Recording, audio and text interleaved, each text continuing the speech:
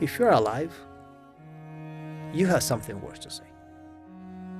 Because I believe that God created you, Xander, with your context, with your story. You've been through good stuff. You've been through things that maybe were not good. Like everyone else have their own experiences and journey. And from the moment that you wake up and you're breathing, God is saying you have something worth to share with the world.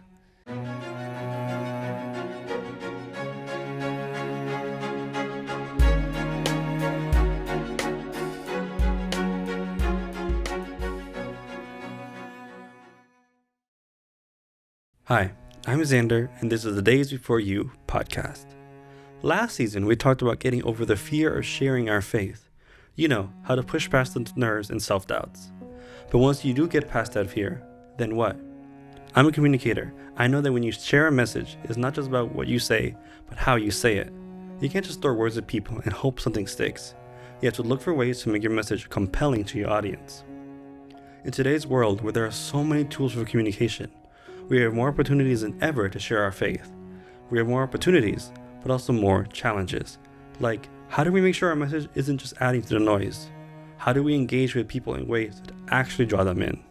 I'm honored to have with me Pablo Fernandez. He's an associate professor at the School of Journalism and Communication at Southern Adventist University. I personally had the privilege to have several classes with Pablo, and one of the classes he teaches is actually media ministries. In fact, this episode, as well as a few others from this season, have been made in part with the support of his media ministries class. Pablo, hello, welcome. Thank you for coming today. Hi, Xander. Thank you for inviting me, and thank you for inviting our class to be part of this beautiful project. Yeah, no, it's been a lot of fun. It's great having you guys here, and I hope that your students are able to take and learn from this experience. We always take every experience is a new opportunity to put in practice, to develop new things, and the beauty is to when you go to different places and see how each one or either organization or people involved, are finding their own ways of communicating the message that we have. And this is a beautiful setting, beautiful show. So I'm just honored to be here at this program. Okay, well, thank you. It's nice to have you here. So let's start this conversation with just a simple question. Basically, what are some key principles in effective communication? I love, and my students know about this, to drag or bring communication principles from the Bible. And we have a lot of spiritual, lessons from the Bible, but sometimes we miss some of these other technical sides of interesting things. One of the stories that I love about the principles of the basic foundations of communication is the story when God shows up to talk with Moses in the burning bush. There's so many lessons on that story, but from a communication perspective, we have this supreme divine being, God, coming down to earth. He manifests himself in this burning bush. And when Moses sees that, he approaches the bush, he gets closer. He was curious about it. But the first thing that God says to Moses is not go to get these people out of Egypt. He says Moses, and he's inviting Moses to come in, and he says, take your sandals off because this place is holy. From a communication principle, what God is doing here is God is creating common ground. God understanding who he is and his, characteristics and as, his persona and how he can manifest and how he decides to manifest and connect with human beings. Now he comes to earth, but he transforms this place into a holy place. So it's a little bit of God and a little bit of Moses, and then invites Moses to jump in to have that conversation with him. And I think the first principle that we need to understand about communication is that communication always finds itself more effective when we create common ground with the person that we're connecting with, which requires two things. First, you need to understand where you're coming from. Understand what are your principles, understand what are your values, understand what are your hobbies, what are the things that you like. How do you like to spend some time, what are some of the things that you like to do, or how do you like to connect, if it's a spiritual matter, how do you understand God and what you know about your spiritual life. But the second thing is to understand the other person. Because each one of us, we might be even neighbors, we might be even, twin brothers or sisters, but we are different, and each one has a different perspective on life and experience of life. Mm-hmm. So when we can appreciate each other, then we are more equipped to create common ground like God did to have the conversation with Moses. Yeah. No, that's really nice. Yeah, because that otherwise, how else are we supposed to understand each other? Exactly. Yeah. So going off that, how do we build that essential foundation with other people? Well, it comes back to these two principles. So you understand yourself and you understanding the other person. Now, the next element that we can bring to this equation is to understand what the context is.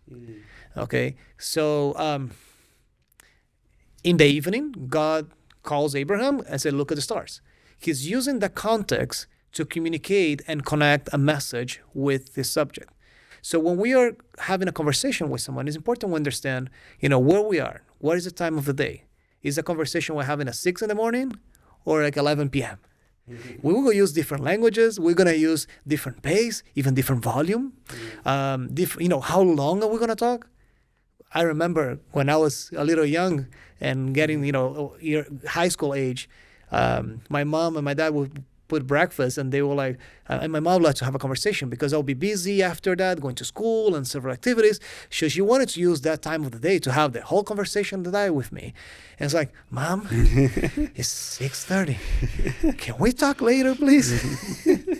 Do you have experiences like that? You have certain times of the day that you feel like you're more, let's say, in favor of having a conversation other times that we're not? No, yeah, of course. All the time. I feel like we have a coworker here, and I feel like he always comes at the worst time. Because I feel like every time he comes up and he wants to talk, I'm like, I'm so tired. I just want to go to lunch. I just want to eat, and he just wants to talk. So it's like, it makes sense what you're saying.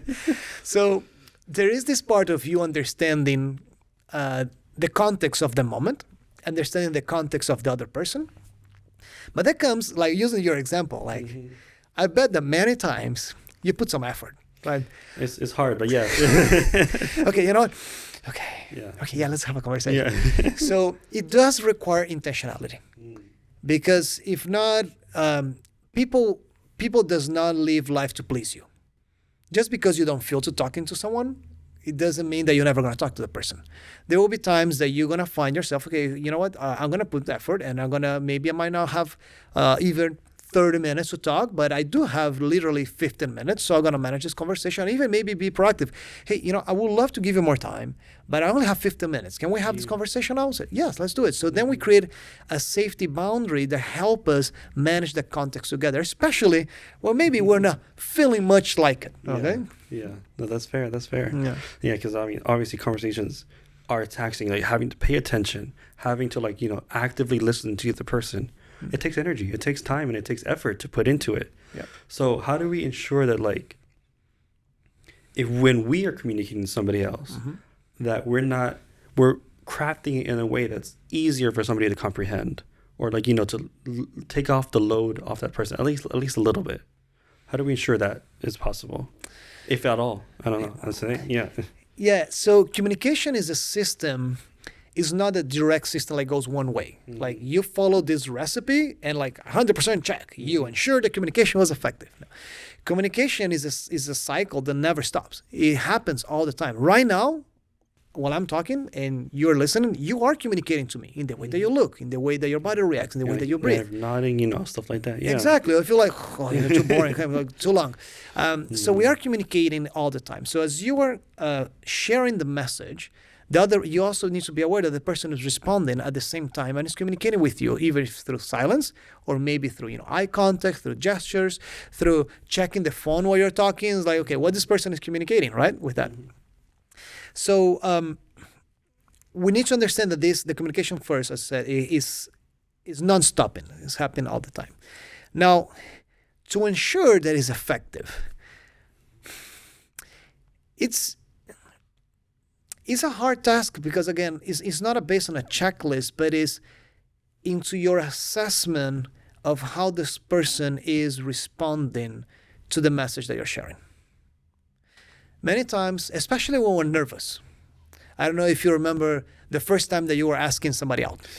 Right? Yeah. You're like, what should I say? Or maybe you ask somebody hey, I don't know what to say. It's a little awkward. So you focus so much in the words that you will say. So you're thinking more and putting a lot of energy into your part when you're talking. But what if you split that energy into, let me understand, okay, I'm going to say it and you're going to prepare the best way you're going to say it, and you're going to propose, or you're going to ask, or you're going to, be in the way that you think it's the best and most appropriate for that time. But then you split the energy. Let me try to understand, see how this other person is reacting. Is this person, when I say hi, is excited to talk back to me? I say, hey, what are you doing today? Is the other person like feeling like is anxious because it's too busy, stressed?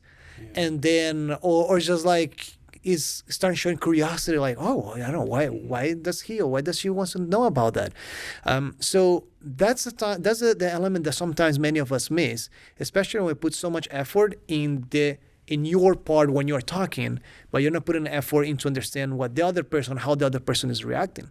Maybe the other person wants to go out with you, but you just, asking out on the day that is, she's or he's studying for an exam on the next day. Yeah. And I would love to, but I don't have the time. I stress about it. Like, terrible time. Like the example they said with your coworker, right? So is splitting that effort into paying attention to the other person, will definitely ensure not that the communication is effective, but at least will help you understand better how the other person is responding or reacting to the communication that is in front of this person. Yeah. Well, that's fair. Like you paying attention to those like little clues can make a big difference in how you maybe change your approach. Yeah. But I feel like that switching perspectives just a little bit. Yeah. We're talking about people like conversations face to face. Yeah. But there's a lot of communication that happens digitally. So when it comes to like social media, you knew I was going there. Yeah. There you go. When it comes to like social media and you don't get those immediate responses, like how do you ensure like communication is effective? Going back to that main question, with when there's no people there, it's just a computer, your phone, or whatever. It's difficult because at times it could be very frustrating. And other times it can give you like a sense of success. And I think like, this is great.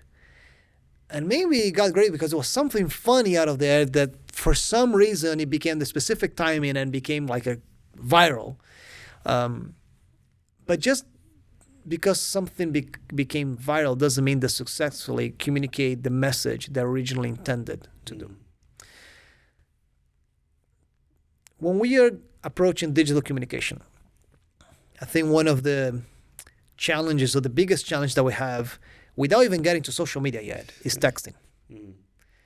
Because you say something and you're looking at this text, based on how you're feeling in that moment and how you experience your day, and you don't have any context of how the person is responding. You just have words.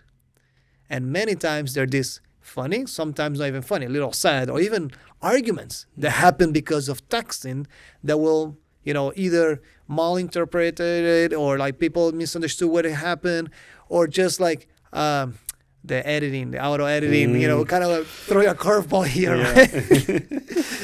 So that's a clear example of when you get communication with minimum context can easily lead into miscommunication. Now, when we go to your example about, in terms of social media, let's say that you want to post something in your career story, or you're going to X and write something there, or Threads, or whatever social media, or people like to use, you are dealing with people that people that know you, and people that you don't know and doesn't know you. Yeah, it's a lot of unknowns. There's a lot of unknowns, and each person is receiving that message on their own journey, on their own context. Is there a recipe that you can please everybody? No. So in situations like that, the best thing you can do is be you. If we take this, let's say from a spiritual side, right? You don't have Christianity. If you follow Christ, you can become a Christian. So that faith internalizes and becomes who you are. Sometimes and I'm guilty as charged, okay, as we do, and others might relate with this situation.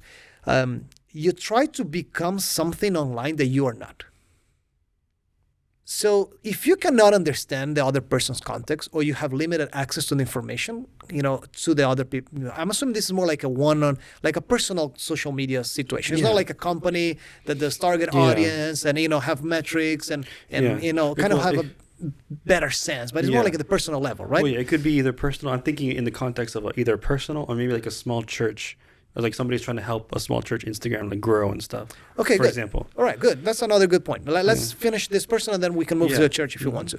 So, in the personal level, understand your context first, who you are. High chances the people that are following you, be either because you know them, or you know them and they know you, or maybe you don't know them but they know you, is because they resonate with who you are as a person. So communicating from your context might relate with them. You might not understand all the nuances of how you relate to them, but that's one thing that you can use in your favor to enhance the potential of effectiveness of that communication.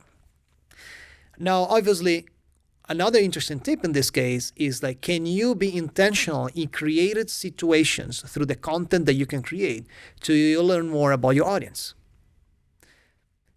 Simple thing that you might see on some influencers, like ask me anything. You might see that on some stories, like ask me Yeah, something, yeah. and then people start like sending questions, and the person responds. So it gives a sense of like what my audience is thinking about. If they could ask me anything, what they're asking for. Yeah. What's your favorite song? What do you eat today? What are you doing this weekend? Or if it's a more famous, person type of celebrity, maybe they're trying to understand more of their personal life. What are some of your hobbies? And what's the first time that you got an F in school? any random things. Yeah. So that could start giving a sense of what aspects of your life that are showcased in social media people are relating with, are connecting with, and that could be doors because they might have similar experience or they care about those things that you care. Now, applying that to the church is the same principle. It's a funny situation because a lot of organizations use social media to drive their business, right? A lot of sales, a lot of marketing. At the point that, I don't know if you feel like this, Xander, but for me it's annoying. Like I go on Instagram and every 2 posts, there's a sponsor post. Mm-hmm. Or like Yeah. every 2 or 3 stories and there's a sponsor story. Yeah. Uh-huh. Yeah. Gets tiring. Yeah. So there is a lot of marketing done and target marketing and the whole thing. But as an organization, how can you communicate, even if you do commercial work, or if in this case, since you said in a church, let's say a more nonprofit based or a religious entity. As an organization, there is a big benefit if you can behave like a person. This does not mean find somebody in your church that is very passionate about TikTok and this person becomes the church on TikTok. Yeah. Okay? That's a very responsible way of doing it. Definitely that person should be part of the team and maybe even be the person in charge because has the passion and maybe has the calling for that. But it's not just like throw the keys to somebody and like you do what you think is good and great, Yeah. But it means that the organization should in some ways embrace the values that a person would embrace on digital communication. So, for example, what do you share, for example, in your social media, Xander? And my personal one, or I don't know. Okay. Oh, that's good. So you Yeah. have more than one. Would you like to feel comfortable share a little bit? Yeah. yeah, well, on my personal one, I usually just post like on my stories or like my actual feed is like pictures that I've taken. Okay. A lot of the pictures that I take from like protests or from like journalistic type stuff. Okay. So there's Yeah. a mix of hobbies, subjects that matter to you, and also Mhm. professional work. Yeah. Okay. Mhm. If you on my is all very family oriented. There's some like work with the students, things like production that we've done, but 90% will be doing something with my kids or with my wife or like a family moment. Okay, so those are the values or the principles that I decide to cherish through social media and celebrate. Organizations also have values. Organizations have mission statements. Organizations have subjects that matter. Like you mentioned, that protest is a subject that matters for you, maybe from a professional perspective or from a social perspective. Many times, organizations hide their values and they just go for, like in the case of a church, a Bible verse, a picture of a worship setting, or maybe a snip from the sermon of the pastor. That all those things are very valuable. But if they're missing the personal component, it's hard to somebody understand why do you exist. Yeah. And coming back to the why and the reason of what you do in the case of an organization is crucial to help an audience that maybe don't know you, or maybe just heard about you, or just because there was a sponsor, just find you, spontaneously, start having a sense of who you are and why you're there, and if those values relate with them. Yeah, that's fair. I mean, that can be tricky. I mean, I feel like speaking a little bit more technically, Yeah. One of the ways you express that personification on social media is, following trends, using actual people and create skits or whatever's quote unquote popular on social media.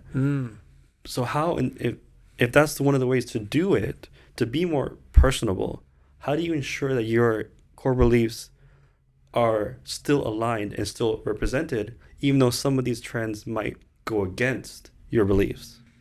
Oh, that's a good point. Yeah. All right. So something very important that we all know this, but maybe we just don't, let's say, make a statement or put it like, okay, this is it, right? You have, I'm not going to say 5 minutes. You have 30 seconds. A commercial. You're watching a show, you're watching a game, there's a commercial break. What most of the people do? They pull their cell phones. Yeah. But if that's not your case, good for you. I do that, okay? Yeah. And that's not good for me. But I put my cell phone, and it might open my email maybe, or I just open maybe Instagram or TikTok, or you just see something. Most of us go to media in whatever form it is for entertainment. Okay? That's part of how society is. Yeah. And media and digital media will provide us entertainment because that's what we're looking for, offer and demand, right? So, regardless if the audience knows you or doesn't know you, they're going to these places where they might find you because they were looking for entertainment. Okay? Now, the source of entertainment could be many things. It could be pictures of dogs and cats, goats doing gymnastics, dance videos, other elements, politics, whatever are different topics that might be trending. Some of them might be just pure comedy. Other elements, like I said, they might have some core principles or values that you might not be in agreement with. Okay? But people have been using those things or trending sounds or music that become popular. I remember, my family and I, coming from Brazil, we remember a time that there was a song that was a trending song, very popular. Mm-hmm. And a lot of American kids, even parents and daughters and sons and teenagers doing this little dancing with that song. And I was just looking at my wife like, these people don't have a clue or the lyrics of this song and how inappropriate they are. And they're doing these videos with their family members like, no, that's wrong, To the point that it's funny if you understand it, but you can easily, following these trends that you're saying, you can find yourself in some interesting situations, right? Yeah. Well, the same thing happened to us. Like, remember we posted a TikTok the other day, and I put a sound on it, and I listened to like the first few seconds. Oh, this will work. And I put it on, and like an hour later, some of the comments were like, "Why would they put that song? Why did they use that song? It makes no sense." And I listened to the whole thing. I was like, "Oh, that's a little inappropriate." And we had to go and delete it because it's just it doesn't going back. It doesn't align with our core beliefs. So we just had to delete it, move on. And I guess now we got to be more careful. Exactly. So it does require in this case to you have a little bit more scrutiny and go a little bit beyond what's popular. Mm-hmm. Now, in that sense, we don't need to demonize all what is trendy or everything everything is bad. Yeah. Actually, there are opportunities. There might be opportunities that you might want to miss. Okay. Like maybe this song or the other song, I'm okay with missing this one, okay? Yeah. But if people are coming to the internet, if people are coming to these digital devices to have fun, and this particular situation, element, sound, or animal, or whatever is the thing that is being trendy, this could be an opportunity that maybe you can open door to expose who you are or present who you are to somebody that doesn't know you. You're not compromising your beliefs. You're not going to get your sermons, the sermons pastor, and make it comedy and put a funny sound, and then just, creating a whole mess in terms of communication. But you could create scenarios where in marketing or digital marketing, we call like little carrots. You just create little carrots that you throw there, and that people might like, oh, let me see what's up. And they just buy it. And it's an opportunity to maybe they be introduced to your page, introduced to your content, introduced to other, to other content that could lead them into spiritual growth. You don't go to the supermarket and you bring a baptism rope and then you try to get somebody to get baptized at the supermarket, right? Yeah, no. But maybe you saw somebody there that is trying to get something high and they don't get it, and you go and you get in help, or somebody that is carrying a bag that is very heavy and you're just giving a hand, and then that could lead into a conversation that could lead into a follow-up conversation later. That could lead, maybe you guys meet, for do an activity, or maybe you have kids at the same age and you get a play date. That could lead into maybe a VBS. It's a process. So it's interesting because as we understand social media is like a playground. You're going to this playground when everybody's having fun or going there to have fun. And how can you mingle intentionally in a way that people can connect with you, that you can connect with them where they are, and intentionally, slowly and carefully, you can start bringing them into Jesus' feet. This goes back to like that slow time in the relationships and building that foundation to bring them to the ultimate goal of bringing them to Jesus as well. Yeah. So for somebody who's just beginning and interested in wanting to express themselves, as you said earlier, like them being them, and on social media or whatever platform to express their own religion, what should they expect going forward into the social media landscape? Well, religion is an interesting and at the same time polarized topic. So it reminds me when in the teaching and in the teaching world, or at least in my context, you have something that is called a class evaluation. At the end of the semester, the students have the opportunity to fill out a survey and say how much they like or dislike the class. Okay, so if you just leave it open like that, hey, if you like the class, would you mind giving feedback? The students that will fill out the survey will be those that really like the class and those that really do not like the class. And that's not a fair assessment because you're just dealing with extreme. Yeah. Right? If I go right now and I post something religiously, high chance my mom, my grandma, whatever you do, they're gonna like it and support you. Oh, that's so great, thank you, whatever, amen. They're gonna support you. You have your high supporters. But you're gonna spark some haters as well. Okay, in whatever polarized topic, in religion can be one. Okay. It's important to understand that these are not the only people that have been exposed to your content. Idea, you want to cultivate a culture, a digital culture, when you generate more response, and that response is throughout the whole scope, right? You have the super supporters, you have some of the haters there because they will be there, okay? But you also have those that maybe want to engage into a conversation, which that's where it starts having more value because then people are trying to engage with you. Digital communication, even when we're posting a story or a picture or some saying, many times it feels like a one way, and actually is an opportunity to be a back and forth. Yeah.